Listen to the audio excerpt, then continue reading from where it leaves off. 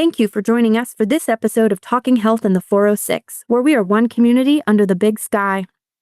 I'm your host, Mackenzie Jones, the program manager of the DPHHS Montana Disability and Health Program, which supports the health and wellness of the disability community through positive community change and inclusive health resources.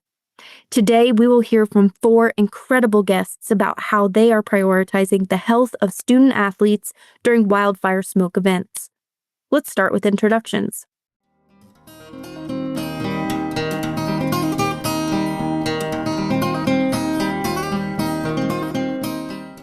So welcome to the podcast today. Thank you so much for being here. I thought it would be best if each of you were to introduce yourself and let us know what your connection to the topic of today is, keeping students safe and healthy during wildfire smoke events. We will start with Mary.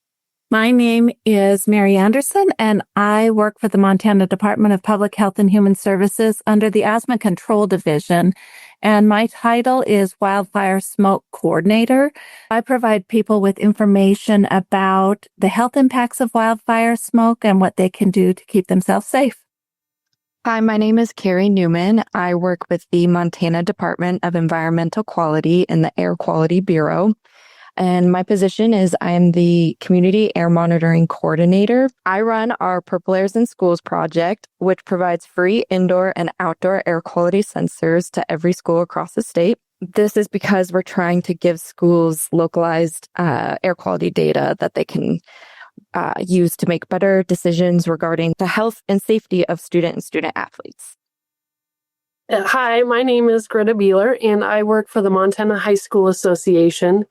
And one of the duties of my job, and one of the things that I enjoy, is I handle sports medicine.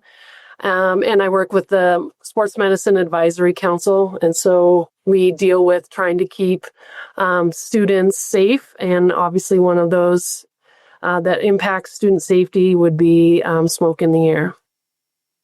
I'm Jesse Zentz. I am a cross-country and track and field coach at Helena High.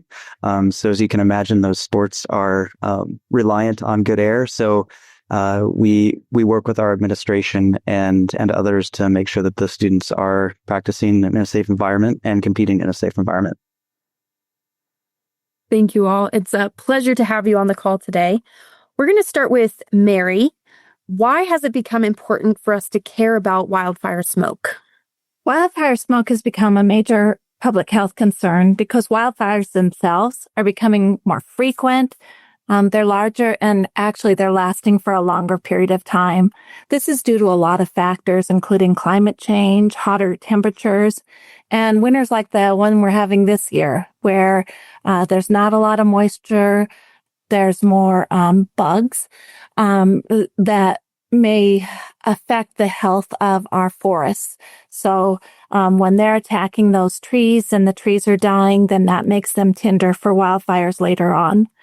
In addition, smoke is now traveling hundreds and even thousands of miles. So like in Montana, we have our own smoke to worry about from our wildfires, but we're also looking at fires from Canada and from Washington and Oregon and California.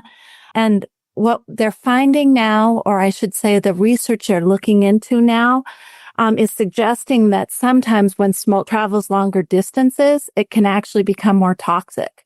So it's important to be taking that into account too, that when we're looking at air quality, that not all smoke particles are equal as far as toxicity, and that we have to be aware that smoke coming long distances is still affecting our health. Many Montanans who never used to experience wildfire seasons are now dealing with it too. So even in eastern Montana, it's becoming a bigger deal. And we're having that smoke not just for a day or two, but for weeks and sometimes months. This shift makes it essential for all of us to understand the risks and take smoke exposure more seriously. Thanks, Mary. Tell us a little bit about the history of the wildfire smoke program and what are the impacts of wildfire smoke on our health? I'm going to answer this backwards, but I want to make sure that people understand how our wildfire smoke program came into being.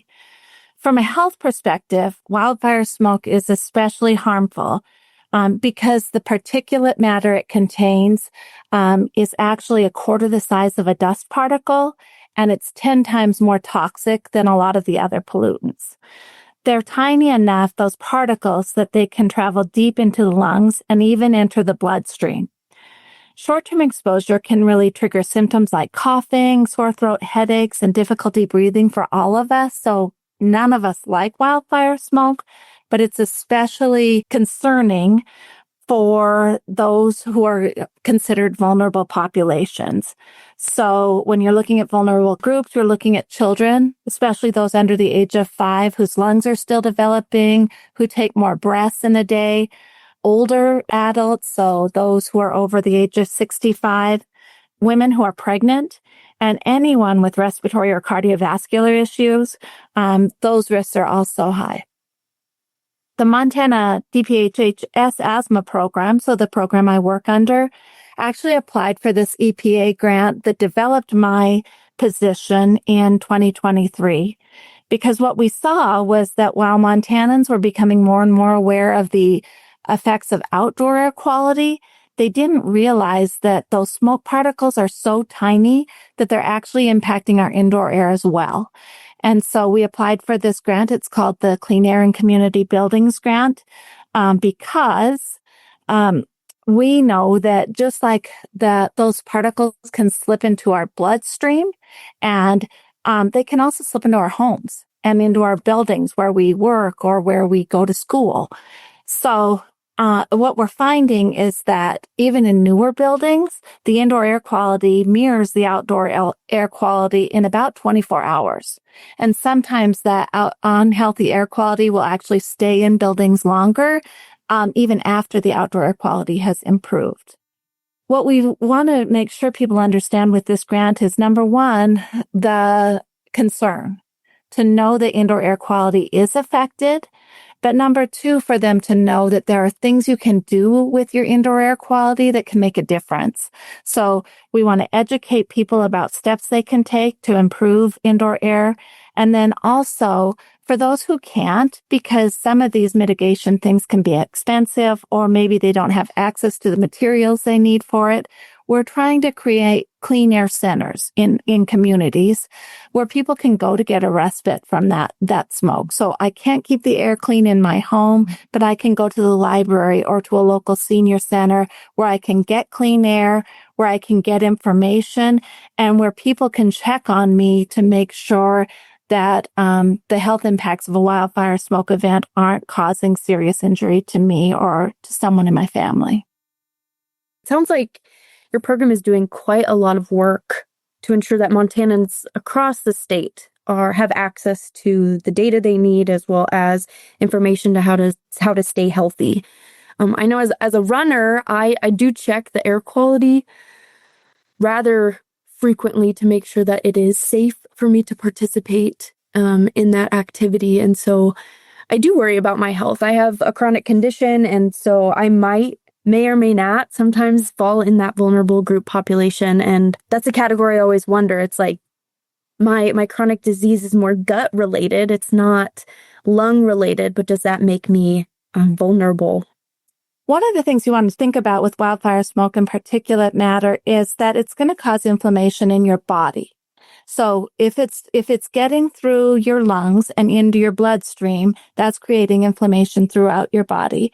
And so when you think about that, it's going to affect everything. So if you're already inflamed, any part of your body, this wildfire smoke is going to make that worse. So anyone with a chronic condition, they're finding effects in people with diabetes. They're finding effects with people who have cancer. So it's more than just your heart and your lungs.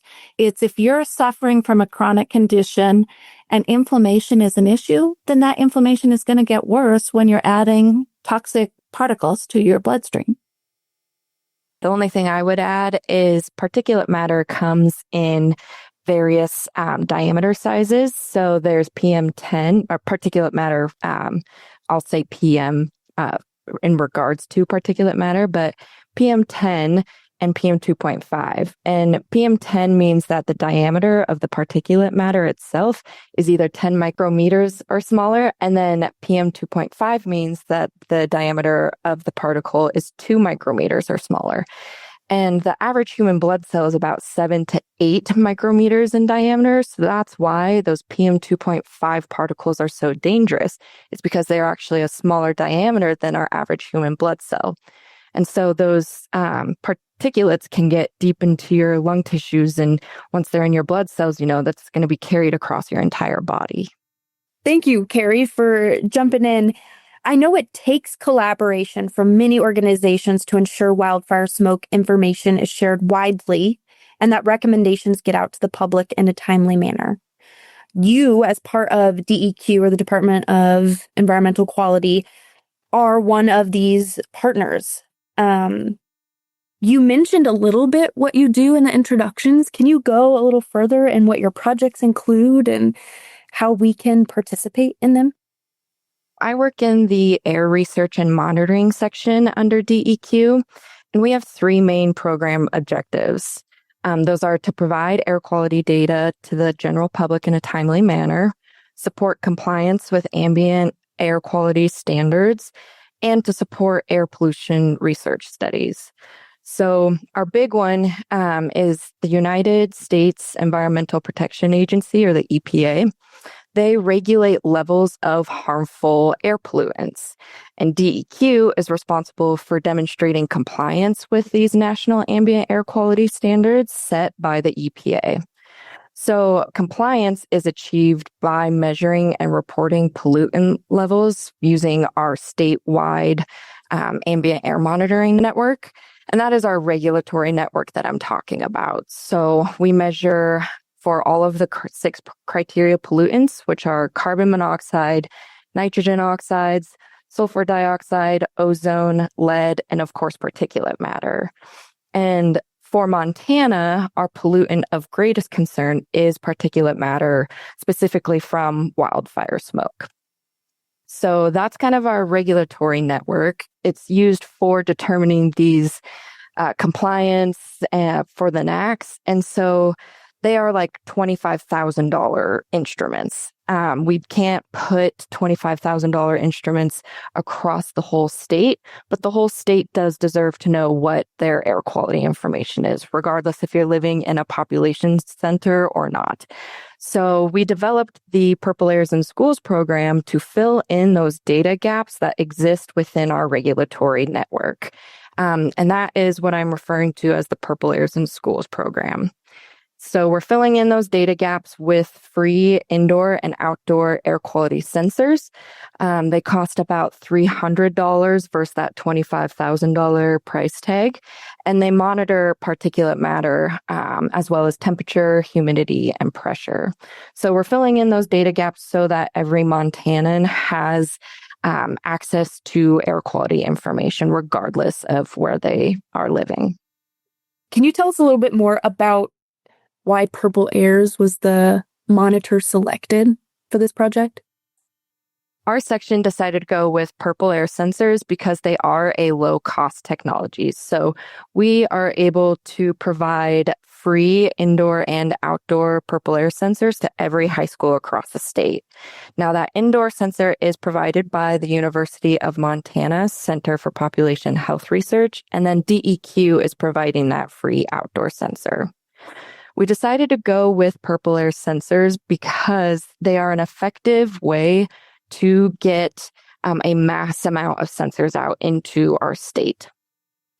They are accurate enough and they provide real-time data so people can make better health-based decisions based off of the real-time air pollution experiences they have. The PurpleAir sensors, when they are corrected, this is important, they report the correct health category 91% of the time.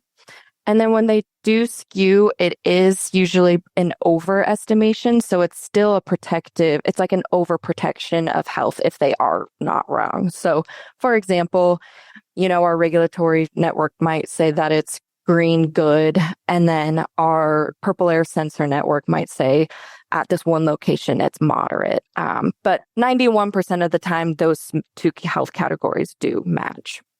And the correction factor, that is one of the most important things with these PurpleAirs sensors.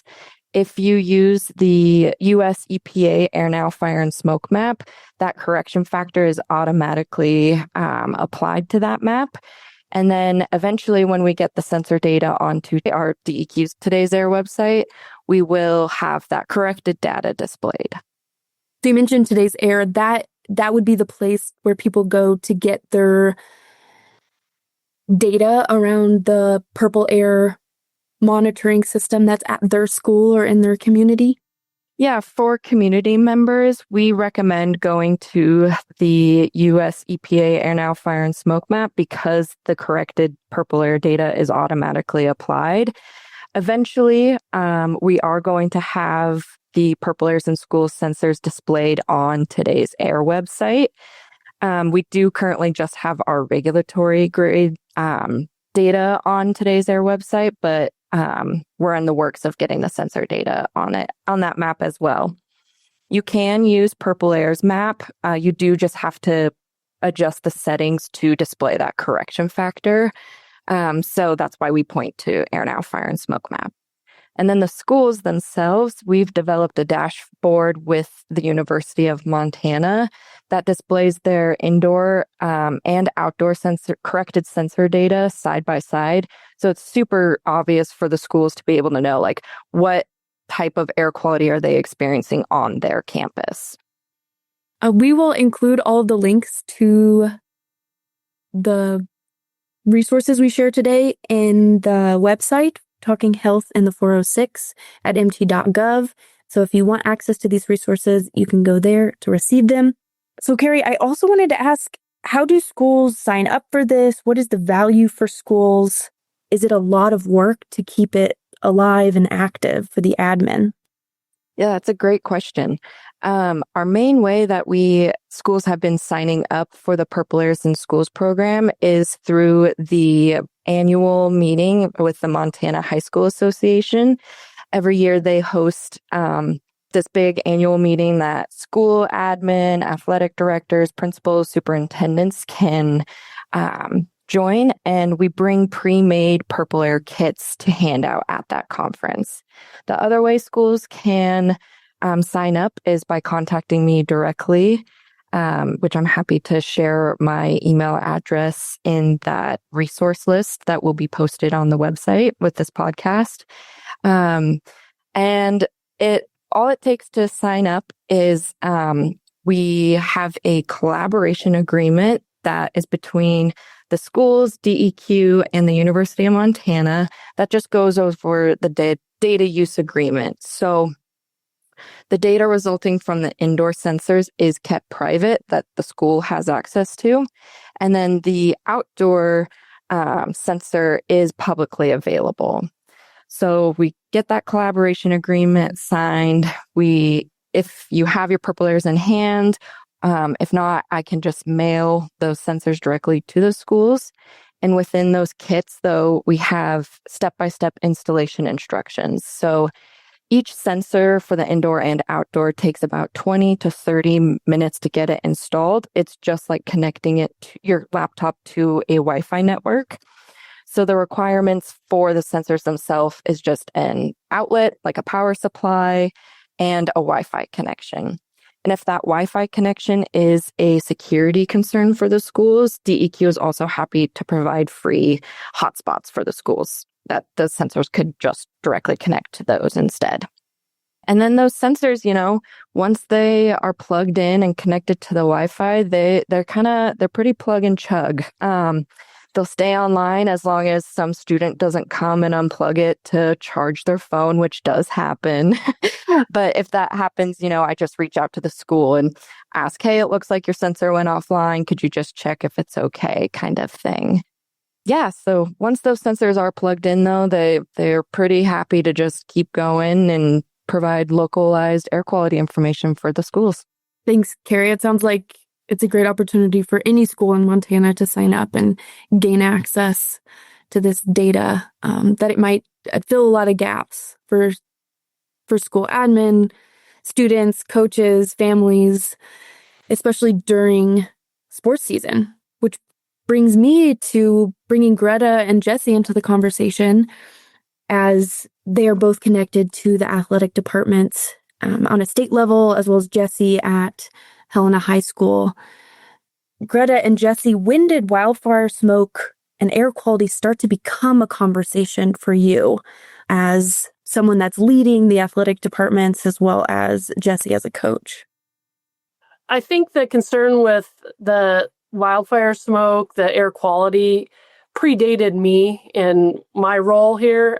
Brian Michelotti used to deal with sports medicine issues before I was around. And, in talking to him, this has been something on the radar for probably 2 decades, 20 years, that they've been dealing with, particularly fall sports, having to manage bad air quality with practices and games. So it's been around for a while, and the MHSA and schools have been, refining and working through the years to try to figure out how to best manage it and some of the best practices. And so, our partnership with the DEQ has been vital in providing some guidelines and resources now with our partnership with Carrie and the PurpleAirs project. So it's been a topic that's been something that we've had to deal with for quite a while now.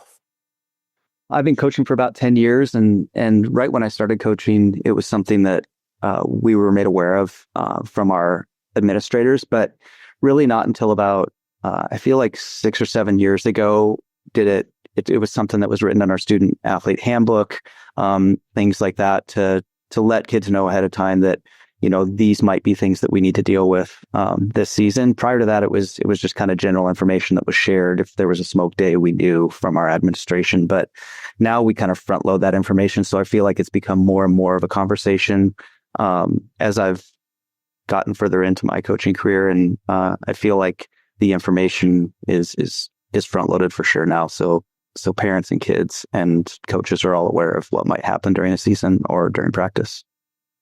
And Greta, do you feel like it was easy to start that conversation, or did it take some education on your end to get schools across the state to also be thinking about that and really recognize smoke as a health issue? Well, like I said, I'm newer to this probably. I think just because of the severity of some of the air quality, schools have jumped on board. They've been good at, trying to manage. I'm sure there's some holdouts that, we're having practice. This makes us tougher, some of those maybe early on. But I really think by now people understand the dangers of wildfire and smoke and poor air quality. So we have a lot of buy-in. And then now as we're getting more schools that have data right on their campuses, we're better able to make decisions that are better for the students and the schools and things like that. So I feel like schools are really cooperating with us in trying to do the right things. And Jesse, what about you as a coach for 10 years? Do you feel like a role model to newer coaches or teams? Yeah, I mean, I think it's all our job to model the right behavior in these situations, and work with our administration. And I think, being a coach for a longer amount of time, I've kind of learned that process, and so I can share with either my assistant coaches or other head coaches that maybe are new, that come into the programs, what the expectations are. I think really a lot of it goes back to really firm, transparent leadership, and I feel like our athletic directors at Helena High have been very clear with what the expectations are. And so there's really no question when they send out information, what the expectations are. And I think that's really, really important from an administrative level. But I also think, the buy-in from the coaches is really important too, and understanding that the athlete's health is really the first priority. Games and times and those types of things can come later. Those are small in the bigger picture. The health is the big priority. And you mentioned firm and transparent leadership. how does that transfer over to working with your athletes and making sure that they feel supported, even if they're upset or disappointed that a game might be canceled or postponed?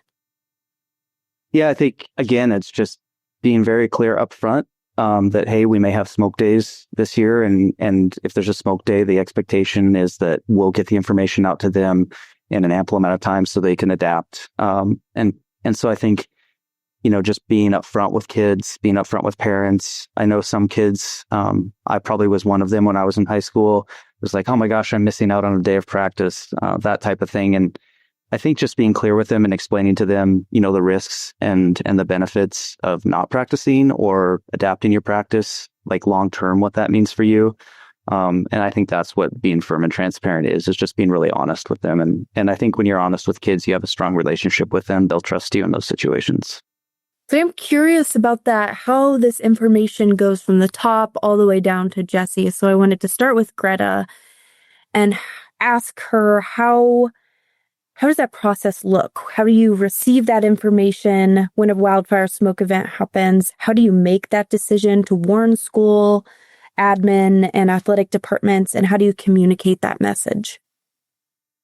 Basically, the individual day-to-day decisions about this stuff comes from the school admin and the coaches. They kind of handle it on their own. So like our job at MHSA, or my job, is get out information prior to the season. Here are the guidelines we're using. Here are some processes that we're going to use if we need to cancel a game or reschedule. But as far as like when smoke shows up, I monitor it just like everybody else, but the individual schools, the individual ADs and coaches, they're going to look for what's going on at their particular location. And then a lot of times they make these decisions on their own, like, oh, we're going inside. We don't ever hear about it at our office because they're handling it. But, if it becomes an issue where there's questions or there's like something big, we have to move a playoff game or something like that, then obviously we're involved. But I think like the role that MHSA plays is we get the information out to the schools ahead of time. And then when those issues arise, hopefully they're prepared to take the data that they have and make the best decision. Obviously there are certain things where, if it's hard for them to decide, like they'll call and be like, okay, this is what it's looking like in our location. What do you suggest? And so then that's where a lot of factors come into play about, okay, if it's at 140 AQI, which is, the measurement that the DEQ guidelines use, it's technically not in the red, but, we have a bus coming from 3 hours. What do we do? That kind of thing. So that's where we kind of work with schools to be like, okay, here's, the best idea, what is it trending? Is it going down? That kind of thing, so that they can try to get ahead of some of those decisions. And, but basically a lot of the schools handle this at their particular location, and they do a good job of doing, like Jessie at Helena High, making the good decisions that protect student athletes. Thanks, Greta, for clarifying that process for you and how the schools have autonomy over the decisions they make day to day. But your role and your department's role is to share that information ahead of time to give as many resources as possible so that they can make the best decision for their school and their students. I think it's important, as Greta was talking about, that the trending data. When you go to the Fire and Smoke website that Carrie discussed earlier, you'll see the map, you'll see where the smoke is coming from. But when you click on your site, it will tell you whether it's trending up or down. So that fire and smoke map is more than just what is air quality right now. It will tell you what to expect, and you can even get the smoke plumes, so you can see where the smoke plumes are across the country. So you can follow that information. So it's just so important that people are using that fire and smoke map, because it gives information way more than just here's the air quality at this moment. And I think that that's important as people are planning their workouts, as people are planning practices. Boy, it looks like air quality has been better in the morning. Can we do our practice in the morning rather than waiting until after school when the air quality may not be as healthy? So I think it's just important to realize you can use that to make decisions. It's not just this is where our number is right now and this is where it's going to stay. And those maps are so helpful for that. I don't know if this is getting too technical, but it is just a point about the Air Fire and Smoke map that I want to mention is the AQI will be reported as the worst pollutant. So it may not always be reporting the PM 2.5 AQI. It can be reporting based off of PM 10 concentrations or ozone concentrations. So just wanted to clarify on that front. Carrie, while you're talking, I wanted to go back and just get a little moment.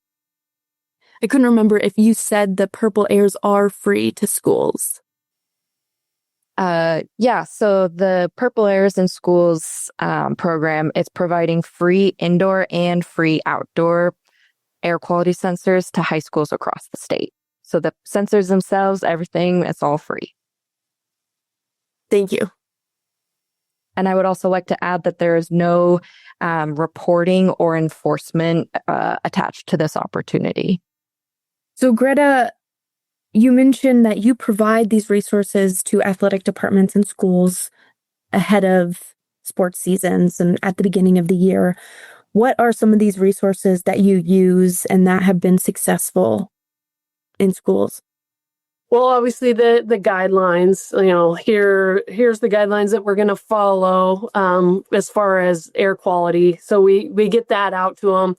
And then we've also provided the Air Now to make sure that they have access to that so that they're using that to make the decisions. Because like Carrie said and Mary said, that site is very helpful when we're trying to make informed decisions about practices or games, things like that.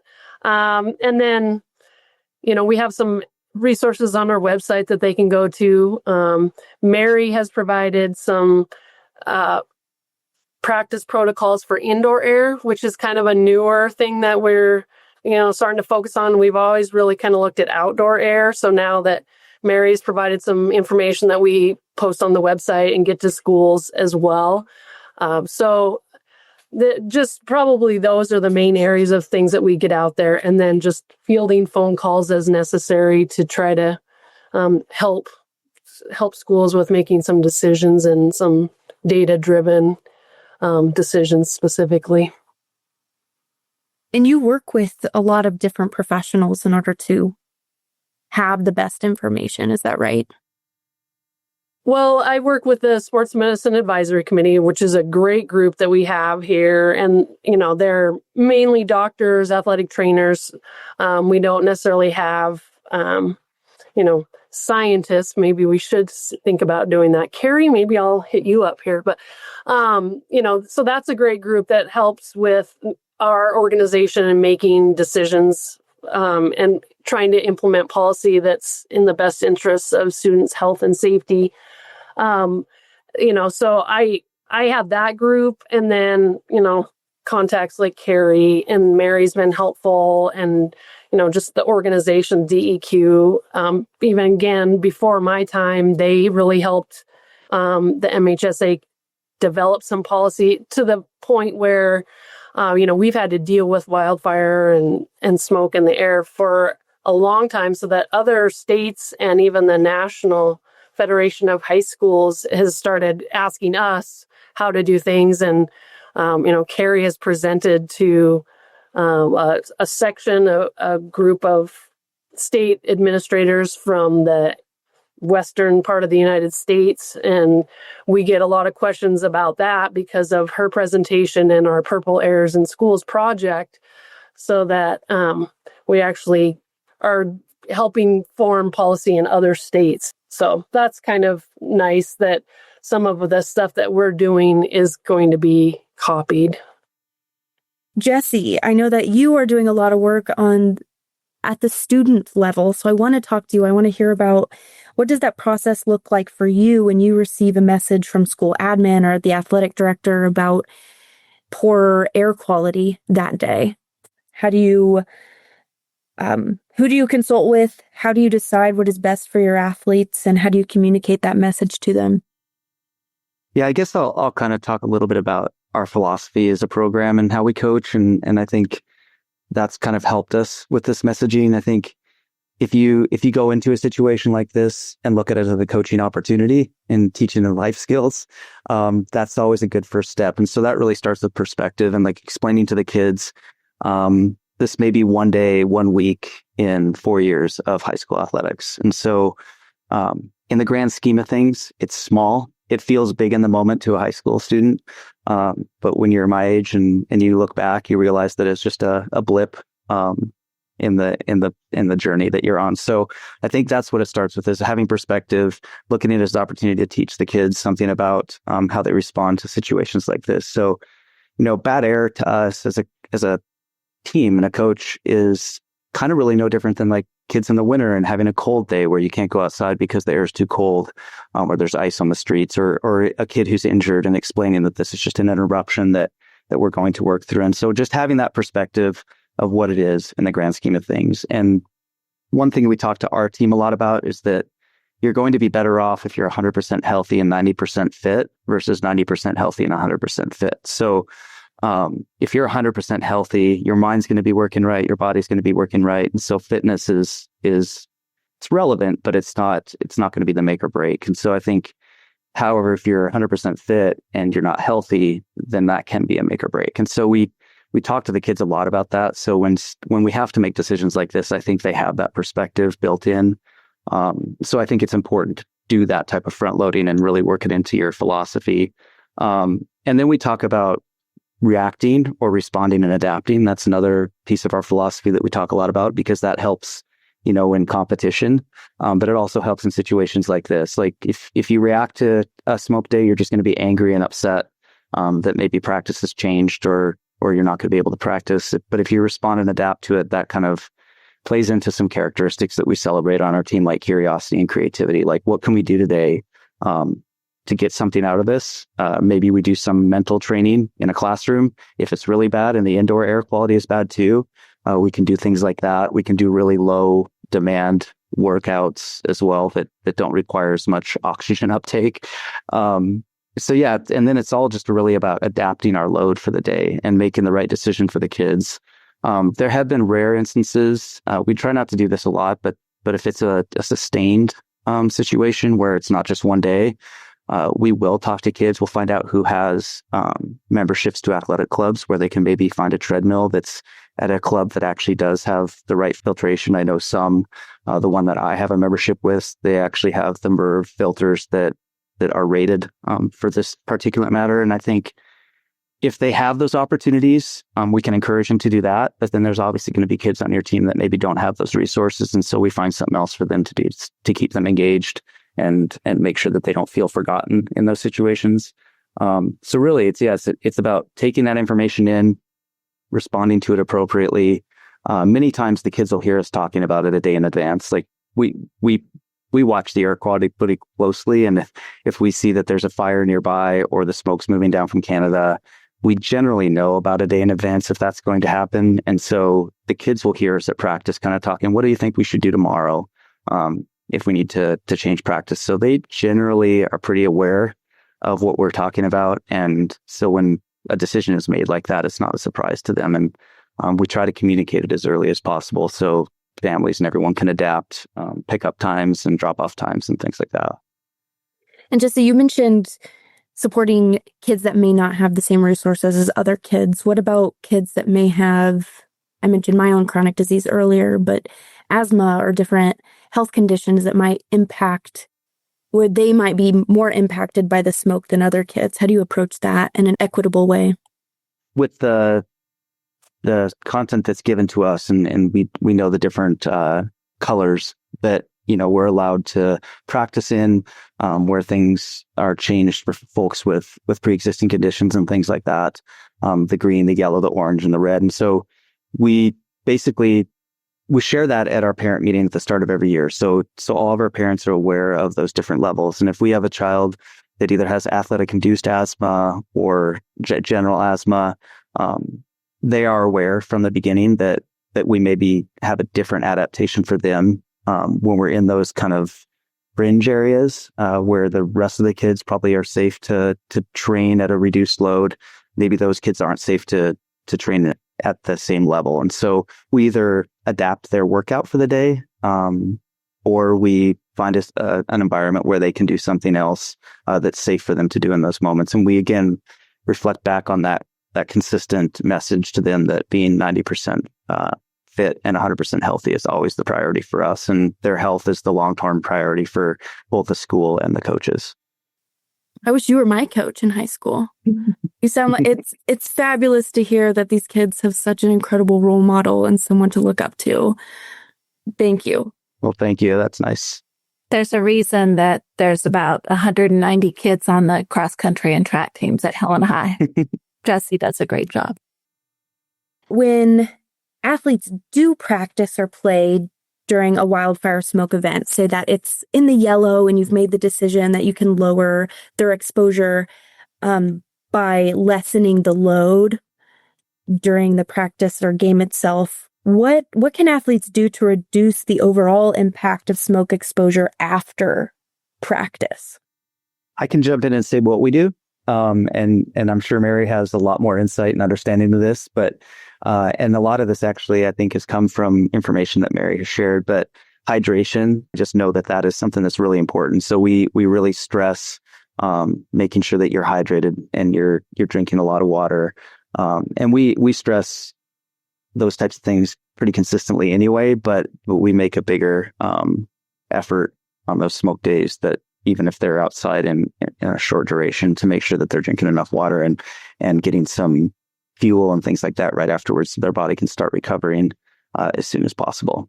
So that's really what we do from that post-practice standpoint. Hydration is super, super important. That's just going to help those particles filter through the bloodstream. And beyond that, I would say when we look at smoke exposure, think about an injury. And if we have inflammation in our body, what do? We rest. And so I think one of the biggest things we can do and have our athletes do or have our kids do if our kids are athletes is to make sure that that's a time that they're getting a lot more sleep, really prioritizing sleep during that time and sleeping, if possible, having a HEPA air filter in the room. So as we had talked about earlier, that indoor air is going to be affected as well. If they can have an environment where that air is being filtered, they're getting clean air while they're sleeping, which is really going to help reduce that inflammation. The other thing, we found this with wildland firefighters, is that when you get home after practice or after a day where you have been exposed, make sure right away you're taking a shower and you're changing your clothes, because what they found with wildland firefighters is they have reduced smoke exposure about 65%. If when they get back into camp, they're getting rid of their smoke exposed clothes, they're taking a shower and getting those particles off their body. So it's the same for athletes. It's the same for all of us. The other thing that I think more athletes are aware of now, but is important all the time, but again, especially during smoke events, is to be looking at your diet. So think about the foods that cause inflammation. And you really want to reduce those during a smoke event. So eating foods that are high in antioxidants, berries, nuts, looking at foods that are going to help reduce that inflammation and not adding to it by eating a bunch of junk food is also important, because inflammation is inflammation. And the more we can do to reduce that, the better you're going to be. Thank you. Really interesting approaches to how we can help ourselves, because I know there's sometimes we can't avoid it. We need to travel to work and we don't have a car, so we have to walk. I'm in the disability and health realm, and I think about alternative transportation options. And a lot of people with disabilities may not have access to a vehicle to go from garage to work or garage to doctor's appointment. And so there are other ways to get there, like walking or rolling or taking a bus, but you have to stand outside in order to access the bus. And so finding ways to decrease exposure and decrease that inflammation if exposure happens. So we've talked a lot about indoor air throughout this podcast so far, throughout our conversation.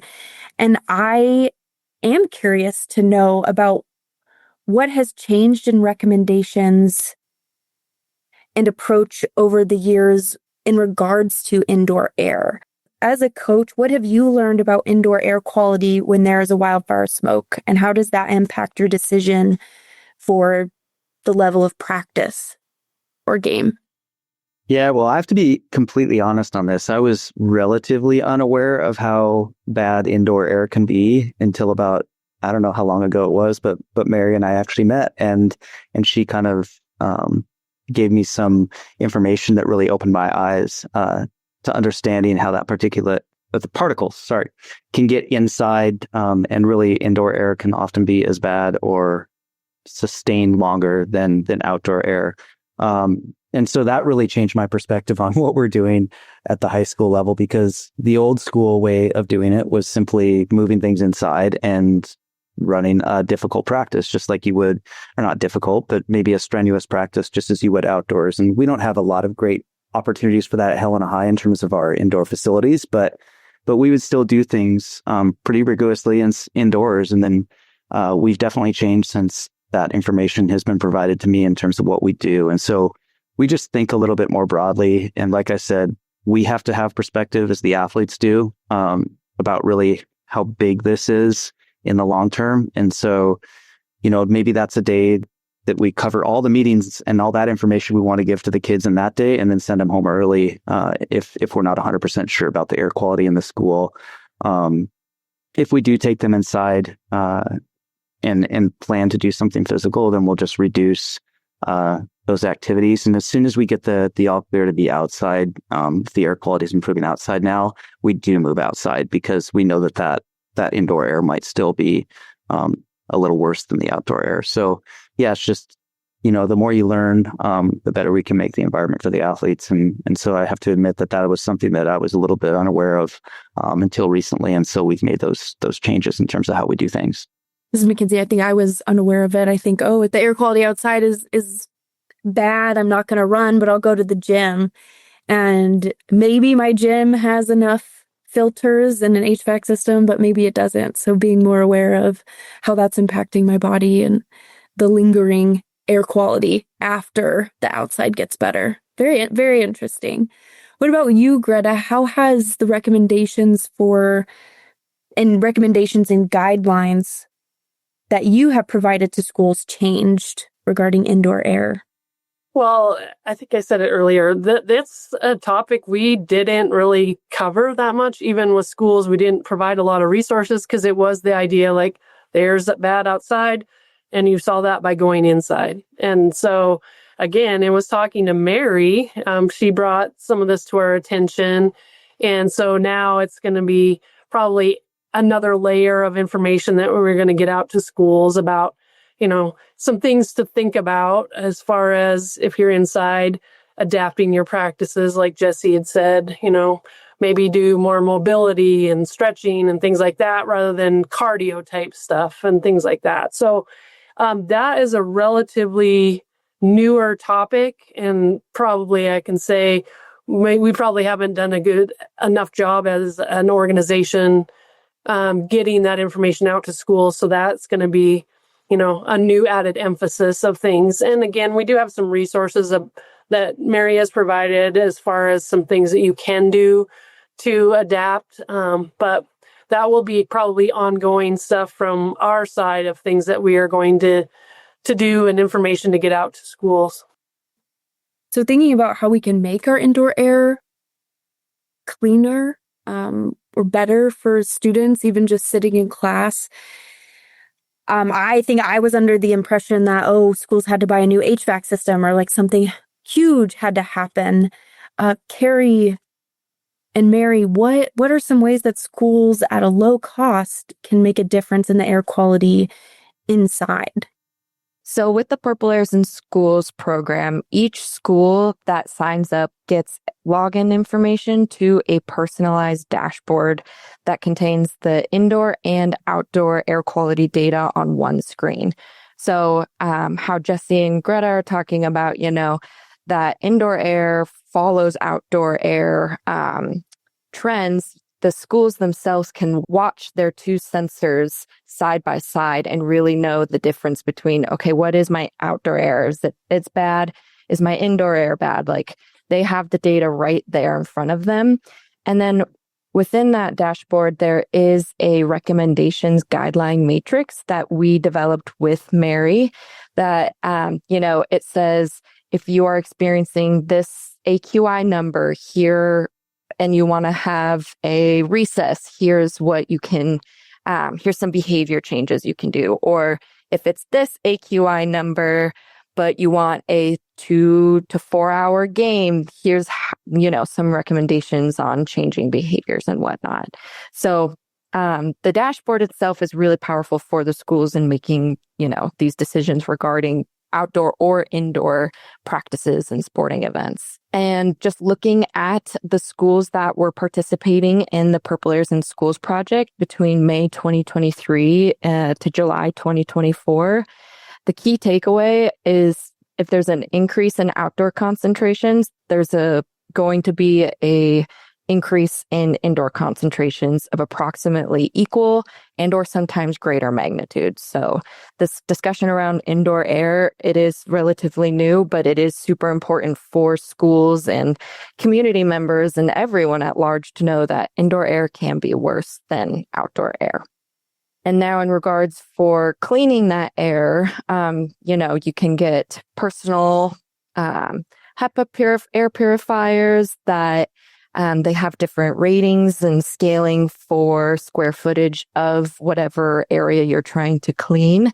I know a lot of the schools received free air purifiers. I know there's in classrooms across the state, so running those is super helpful.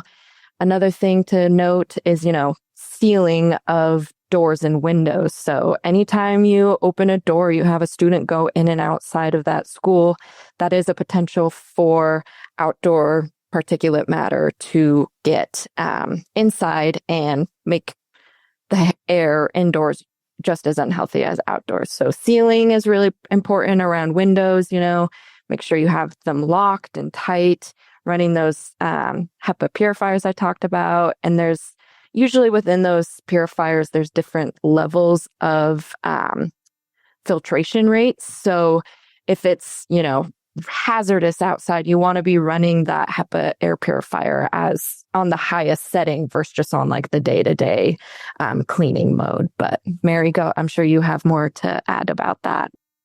I guess what I would add is that, first of all, those HEPA air cleaners are gold. If you're running them in a classroom and they're sized correctly, they're going to do 4 air exchanges an hour. So 4 times that air will be filtered every hour. And there's a lot of research that shows those numbers from those indoor air quality numbers just dropping within 15 minutes and a half hour in a room with unhealthy air. So they work when they're sized correctly. Now, one thing that's really important is to know that if I'm in a classroom and I'm not running my air filter and Jesse is next door to me and he is, the air quality isn't going to stay the same throughout the building. His air quality is going to be in better place, especially if he has his doors and windows shut. Then his air quality is going to be better than in my room. So know that it's going to vary throughout the building. That's why we want to have all teachers on board. We want to have everybody using those protocols during a smoke event. Liz Walker is a professor at the University of Washington, and she recommends having a handheld monitor. They're about anywhere from $50 to about $150. And she actually went into a school during a big smoke event and went into a classroom, and the air was healthy in that classroom, But believe it or not, she went into the nurse's office and the nurse wasn't running her HEPA air cleaner, and it was next to, you know how the nurse's office is usually right next to the office, right next to that door. And the air quality was like 170 in the nurse's office because she wasn't running that filter. So it's really important to know that that when we're talking about this, we have to, just like Jessie was saying, I didn't know. And Greta said, I didn't know. It's really, really important. We're having this discussion with teachers and saying, we're not just asking you to do this because we're on you to give you more rules. This is what the data is showing. And I think that, that education piece, we just haven't done a great job of that in schools or in homes. The other piece is that as Carrie is sharing this information that they found from over 100 schools, is that not to look at this as, boy, schools aren't doing a great job protecting air quality. It's that if it's that way in the school, it's that way in your house too, And so remembering that schools are going to do their part, but at home we get control over our kids' health, and that we need to take that step as well. But to not put the onus of this on the school, because our kids are exposed to us at home even more.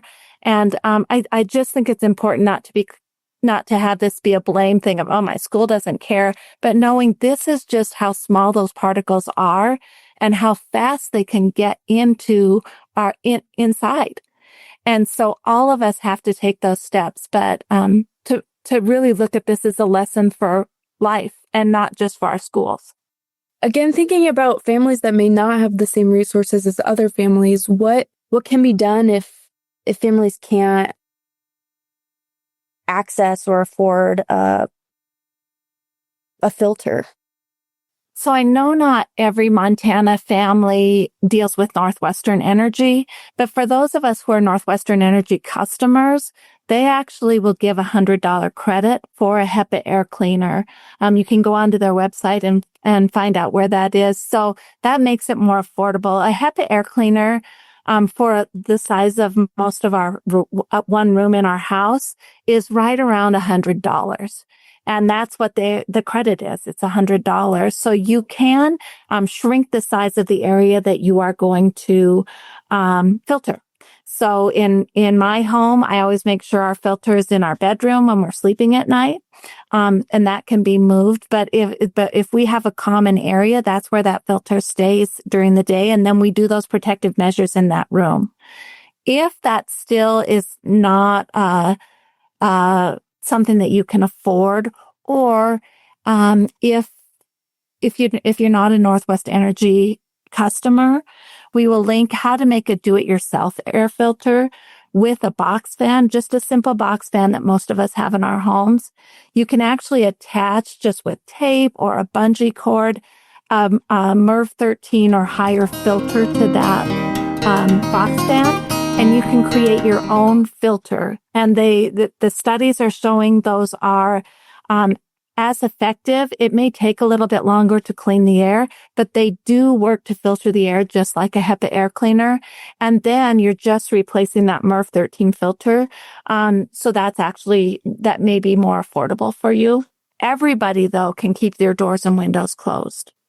And the other thing that I think is super important to talk about right now is the clean air centers we're developing. We looked at the 6 most impacted communities in Montana, and the Clean Air Center, or the Clean Air in Community Buildings grant that I work under is actually piloting clean air centers there. So we are giving just $1,000 in filtration materials to libraries and senior centers and places where people are already going to get clean, to give them a respite for clean air. So visiting places in your community that have clean air is also important. Knowing what those places are. Libraries are fantastic. Your kids there's activities for them to do. You can access internet. There's chargers, so you can charge your phone if you need to. So libraries are great. Think of places where people are already going in your community and try to talk to them and say, hey, are you aware of this? Would you be willing to serve as a clean air center for our community? You don't have to increase your hours. It's just a place people can go to get a break. The last thing I would say is that communities like Ravalli County have actually taken this a step further, and they are providing HEPA air cleaners for every senior center in their community.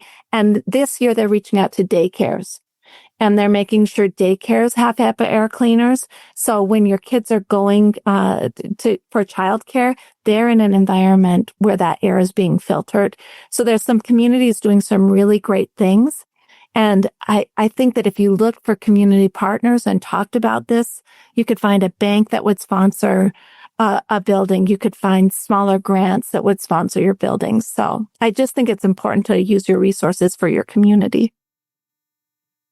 I'll add on another resource that people should look into is I know that there are county level with the health departments in your county.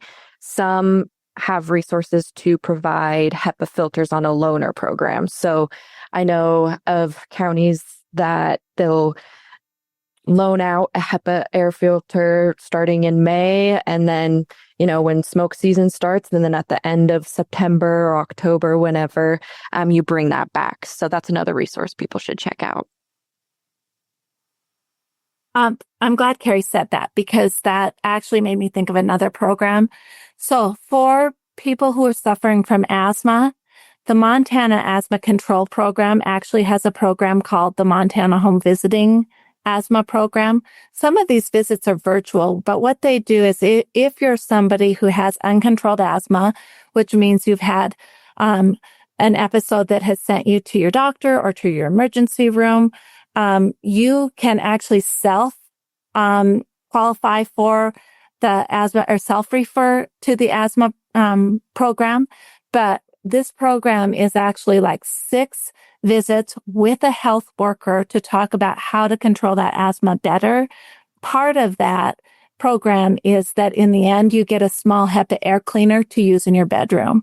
So if you're somebody who suffers from asthma, it's important to know that that program's available. We have slots open right now across Montana. Your doctor can refer you, but you can also self-refer, and we'll make sure that link is in the podcast as well. Greta, before the PurpleAirs sensors were added to schools across the state, how did schools access air quality data? Did you feel like it was accurate enough? How has this new partnership improved the decision-making of your department? Well, the partnership has been very beneficial for not only us, but obviously the member schools, because now a lot of schools, and we're trying to get all 182 to get their monitors and get them set up. We're getting there. But before, they would look at maybe Today's Air, and they would look at a more, one of the big monitoring stations or whatever to get the data. And it might have been 90 miles from where their city or town was. And so it was difficult to get accurate information. So now with the ability to have the PurpleAir sensors, they have accurate data for their location, and there's no trying to figure out, okay, this one is like Thompson Falls would probably be a good example.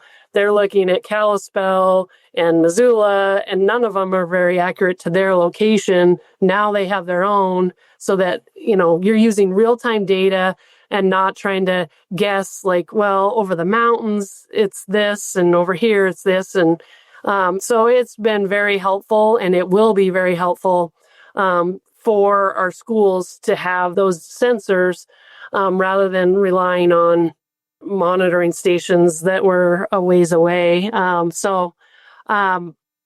very thankful for the DEQ and this whole project, because it will make the decision-making much easier. And it has for a lot of schools, that they don't have to guess or even use the visibility standards. And it's just been a very, very good thing for us. That's wonderful. And Carrie, do you mind explaining what the visibility guidelines were at one point and why it's not an accurate way to measure air quality? I grew up in Red Lodge, Montana, and I remember, the whole if it was safe to have practice or sports outside or not was if you could see the RL, the town big rock RL. If you could see it, you can have practice. If you can't see it, not safe to have practice. But smoke concentrations vary super significantly on relatively small spatial and temporal scales. So just like Greta was talking about, I know Billings, that's 60 miles away from Red Lodge. And so that air quality monitor, it's not going to be accurate to reflect what the air quality conditions are in Red Lodge. So having these sensors on school campuses or in communities too, just because it's PurpleAirs in schools, we want this to be a community level resource, just makes decisions a lot more accurate because it's based on data, not visibility guidelines. And if you don't have sensors or air quality information, visibility guidelines are good. We have a link on Montana DEQ's Today's Air website on how to use visibility guidelines. But what I want everyone to take away from this is reach out to me and I will give you a sensor so that you can have that data versus having to use those visibility guidelines. And Jesse, has this new data, the access to the PurpleAirs, has that helped you as a coach or changed the way that you've approached looking at the air quality index? I think with anything, just having more reliable data is not only good for us in terms of what decisions we make, but also just, if the parents and the kids trust in the decisions we're making. If the data's out there and we can point to it, that just makes everyone's lives easier and helps you be confident knowing that you're making the right decision for the athletes. Again, just go back to this every single time. Their health is the number one priority, and data that backs those decisions up makes that a lot easier from our perspective. And, I grew up in Eastern Montana, and there is nothing close enough to whether you can see the smoke, whether you see it through the smoke or not. Those visibility guidelines were difficult. I remember looking at the scratch gravels and being I don't know, it's getting a little tough to see. But when you compared those sometimes against the actual data that we were seeing, there were days where you could barely see the mountains, and the particulate, the data that we were seeing was actually not as bad as the visibility piece looked. And then the opposite has happened before too. So you can see how unreliable the visibility piece can be. And so having that data is just such a confident building piece that really, really helps coaches, administrators, and I'm sure Greta when they have to make decisions. We've mentioned the air quality index a couple times. We've mentioned the color coding, the red, orange, yellow, green. Can someone describe a little bit more of what each of those colors mean when we're looking at the matrix of the guidelines and the numbers, and how do I know as someone who's looking to see what the air quality number is, if I know it's good or bad for vulnerable groups? Or can someone describe that a little bit better? The air quality index, otherwise known as the AQI, it turns the particulate matter concentration or the air pollutant concentration into a AQI value. So it's a unitless value, and it has a standardized color scale that indicates level of health concern. So the AQI values have certain breakpoints that correspond to the level of health concern. And these categories are good, moderate, unhealthy for sensitive groups, unhealthy, very unhealthy, and hazardous. So the colors provide a really effective visualization tool that can immediately indicate the level of health concern the public should have according to the air quality they are experiencing. It's on a scale from 0 to 500. And like I said, each breakpoint is broken down based off of that category. And then you can take that AQI value and compare it to outdoor activity guidance provided by DPHHS and use that AQI value to make health-based decisions regarding the air quality you're experiencing. I used to work in school, so I just wanted to say that in the Helena School District, at least, and I think statewide, the way we would use the activity guidelines, besides the athletics, was that if the air quality fell in the unhealthy range, so if it was above 150, that is when we would keep kids indoors at recess.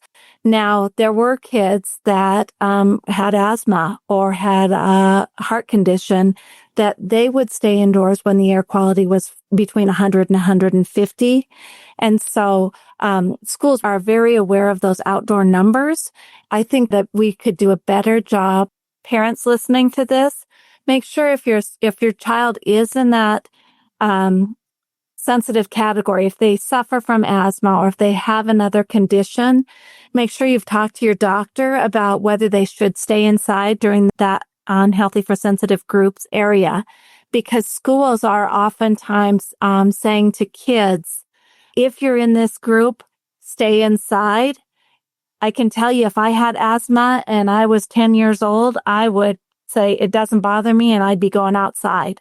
So parents need to make sure that schools know that if your kid's in that vulnerable condition and they need to stay inside, make sure you're reiterating that to the school so they can follow that and not leaving that up to your kid. So I wanted to pop over to a slightly different topic, but I know as a runner that I've said I think about the air quality, and we've used the term wildfire smoke events. But does that include prescribed burns? Because I notice that sometimes there are scheduled burns that occur in public land around my community. Do these types of burns count as wildfire smoke events? And do I also need to be careful around that time of year? I've had the privilege really to work with Lewis and Clark County and our Forest Service and DEQ on prescribed burn information in particular, because we are having people throughout our community that are reporting that they're having the health impacts because of the smoke from the prescribed burns. And so, yes, it's particulate matter. When you are putting smoke in the air, then you're creating particulate matter.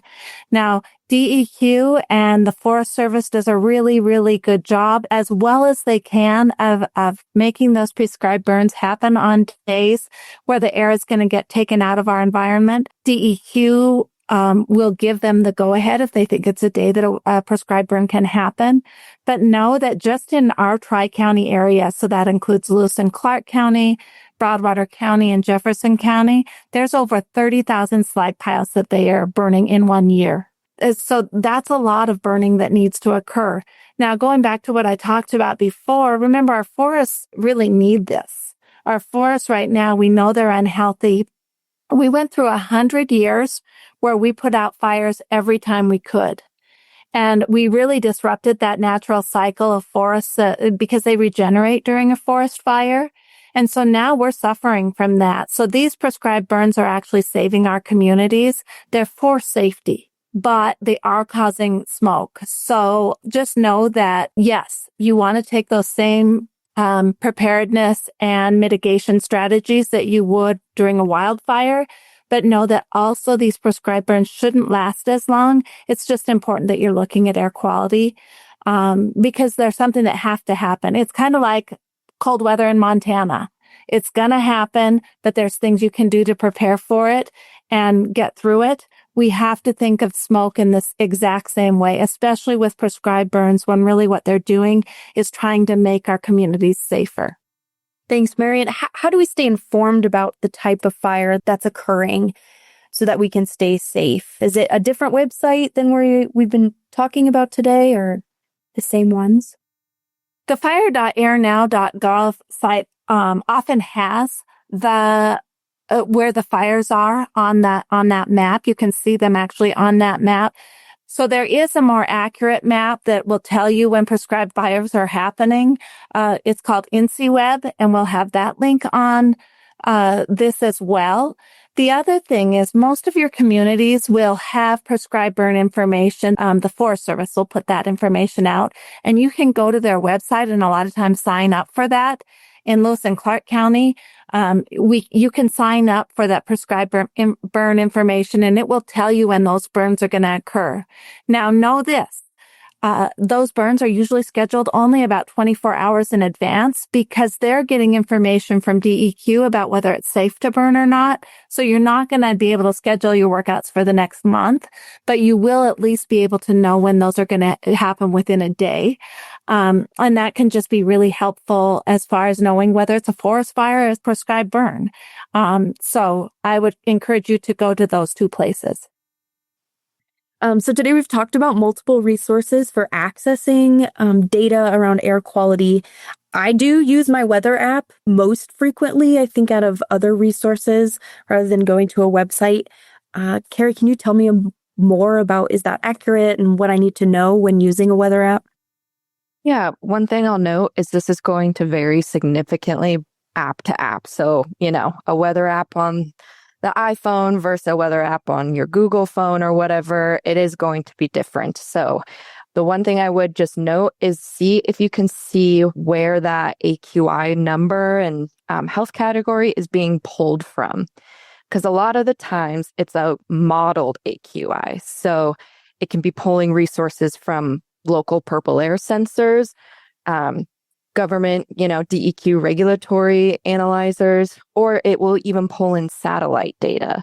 So it's not that AQI isn't accurate. It's just I want people to be aware that you could go to Air Now Fire and Smoke Map and find that actual PurpleAirs sensor that's closest to your location. And that will be the most accurate form of air quality information you can get. Whereas your weather app can be pulling from multiple resources and adding them all together versus just going directly to one reliable source.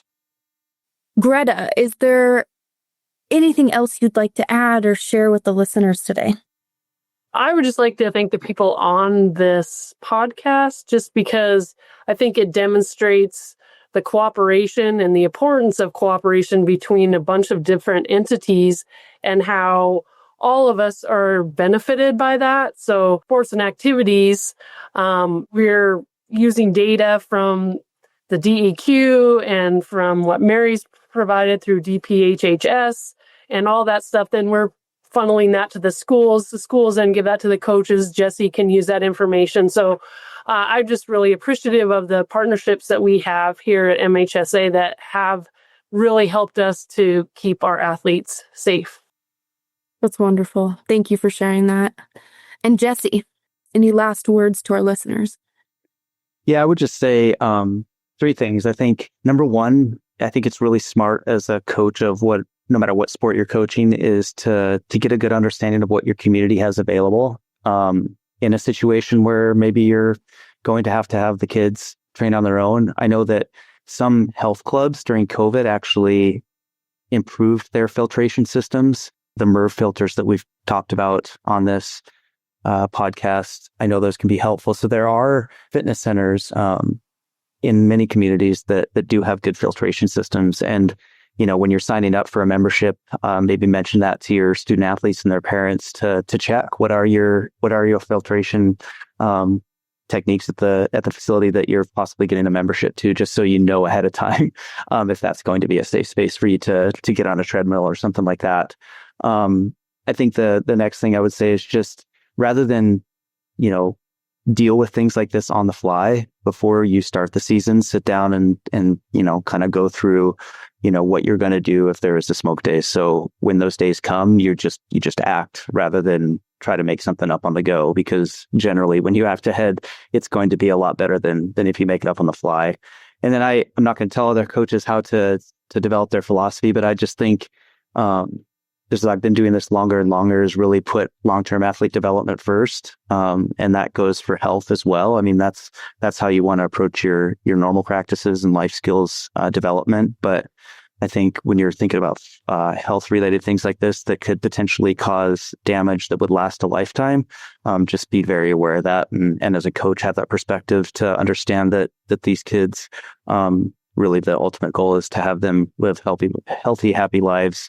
And so making smart decisions in those moments is really good for them in the long term. When I am exposed to wildfire smoke, I often think about the short-term impacts, like how am I going to feel? Is my throat going to be a little sore the next day? But I don't really think about the long-term impacts that has on my body and my long-term health. And I really appreciate Jesse's philosophy is putting the health of athletes first, like the long-term health of athletes, and not thinking about that one day of exercise that or training that is going to be missed, but how my health is really more important in the long run, brain health, body health, whatever that is. And so, Mary, what can you tell us about the long-term impacts of wildfire smoke? Thank you for asking that.